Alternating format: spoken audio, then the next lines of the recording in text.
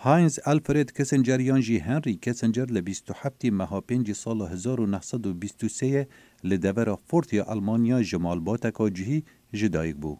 او دگل مالباتاوی لسال 1938 جنازیان بو امریکا روین و تولی لشکر امریکا لدم شر دوی جهانی بو والدفرا لزانینگه ها هارور خوند و بو مامستا لزانینگه.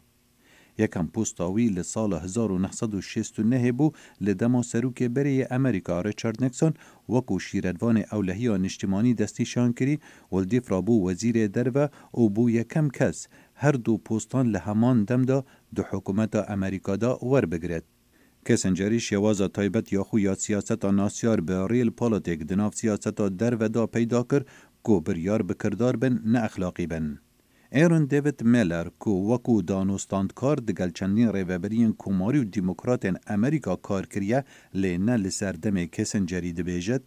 His detractors will argue that he was cruel and رخنگرین وی callous. دبیجن او توندو درق بو و هندک مشتو مریه دکن و اول سرچند ریبرین امریکا تیب جه کرن کو دوی وکو توانبار شر بیتا دیتن درباره کمبودیا لاوس و سیاستاوی درباره بنگلادش لدسپیکا سالن هفتیان دا لی راستی اوی باندورکان آسایل سر سیاستا در وکریه.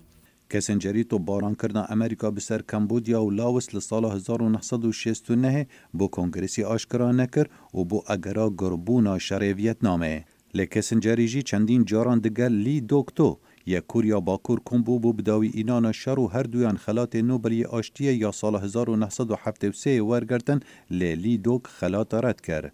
لسال 1972 کسنجری دست به سر دریه دیگل چینه کر و ری خوش کر بو سردانا سروک نیکسون بوی دولتا کمونست و کمبون دیگل سروک ماو تسی تونگ کو یکم سردان بو جعالی سروک کی امریکا و اوه بیک جه سرکفتن مزن کسنجری تدیتن لجیروتیز جزانینگه ها ماساچوستس دبیجت کسنجر خودی ربازکا تایبتا سیاست بو.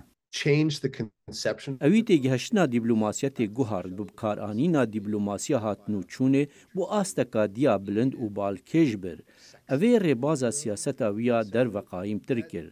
اگر شوازا سیاستا در و یا کسنجری نهیلی نابید او سیاست یا باشی و کردار خدمتا امریکا کربه. هری کسنجر دیپلمات نافدار و کاریگر لسردما شر سار و یه آلیکاری کرید درست کرنا تیکلین امریکا و چینیه و دانر رکفتنا سنوردار کرنا چکان دگل یکتیا سوویت و یه دوماهنگ به شر ویتنام اینای و لهمان دم دا کفتی بررخنه این گران دوار ماف مرووان دا دجیه 100 سالیه دا کوچا داویه کر.